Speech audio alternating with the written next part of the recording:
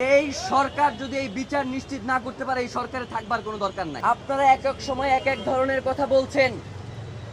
এই বলছেন খুনি ভারতে পালিয়ে গেছে, আবার এই বলছেন যে খুনি দেশে আছে।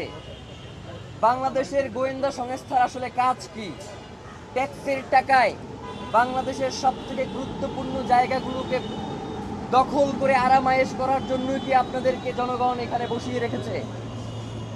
আপনারা যদি ওসমান হাদির মতো এত গুরুত্বপূর্ণ বাংলাদেশের স্বাধীনতা সার্বভৌমত্বের প্রতীক জুলাই জজবার প্রাণ শহীদ ওসমান হাদির খুনের ঘটনাকে যদি এইভাবে তুচ্ছ-তাচ্ছিল্য করেন, যারা বাংলাদেশের জনগণের জীবনকে জাহান্নাম বানিয়ে দিতে চান, বাংলাদেশের জনগণ যতক্ষণ পর্যন্ত স্বাধীনতা সার্বভৌমত্ব রক্ষার এই আন্দোলনে রয়েছে আপনারা কোনো শান্তিতে থাকতে পারবেন না। বাংলাদেশের জনগণ আপনাদের জীবনকেও জাহান্নাম বানিয়ে ছাড়বে।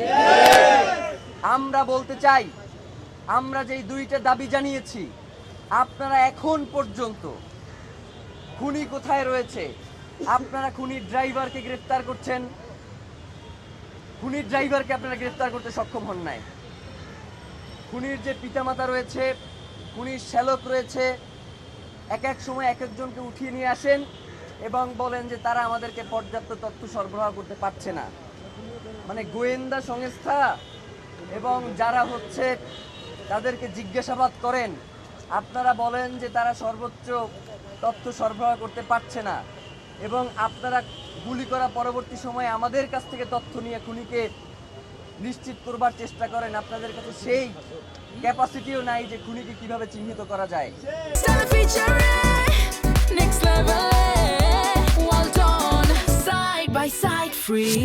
যতক্ষণ পর্যন্ত আমরা ইনকিলাব মঞ্চের পক্ষ থেকে আপনাদেরকে খুনিকে চিহ্নিত করে না দিতে পারছি, ততক্ষণ পর্যন্ত আপনারা খুনিকে চিহ্নিত করতে পারেন নাই, এবং পরবর্তী সময়েও আমরাই আপনাদেরকে বের করে দিয়েছি যে এই খুনের সাথে কারা কারা জড়িত রয়েছে, আপনারা বের করতে পারেন নাই।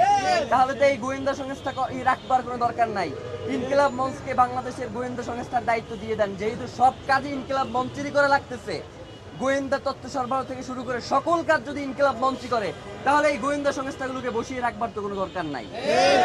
আমরা দ্বিতীয় দাবি জানিয়েছিলাম যে সিভিল মিলিটারি ইন্টেলিজেন্সের মধ্যে ঘাপটি মেরে বসে থাকা আওয়ামী দোসরদেরকে চিহ্নিত করে আপনারা গ্রেফতারের আওতাধীন করেন। দ্বিতীয় নাম্বার দফা আপনারা কোনো উচ্চারণই করেন নাই। মানে কি ফাইজলামি নাকি? মানে বাংলাদেশের জনগণ, কোটি কোটি জনগণ আপনাদেরকে দুইটা দফা দিয়েছে, আপনারা কোনো তোয়াক্কাই করতেছে না। বাংলাদেশের জনগণ এই সরকারকে টিকিয়ে রাখার দায়িত্ব নেয় নাই। এই সরকার যদি এই বিচার নিশ্চিত না করতে পারে এই সরকারে থাকবার কোনো দরকার নাই।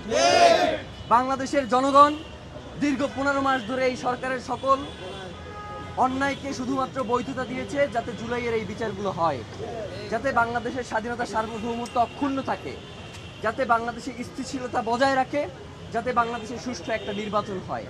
আপনারা কোনোটাই করতে সক্ষম হচ্ছে না। তাইলে আপনাদের তো এখানে বসে আরাম করবার কোনো দরকার নাই।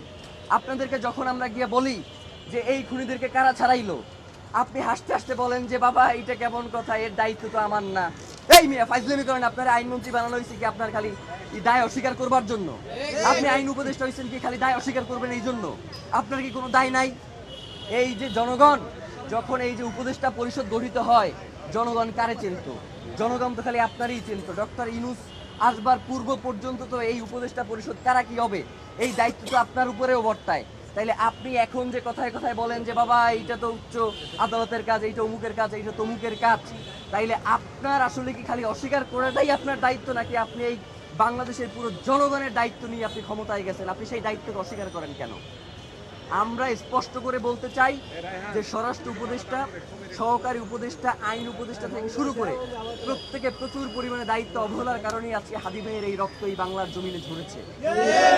সুতরাং প্রত্যেককেই এর জবাবদিহি নিশ্চিত করতে হবে।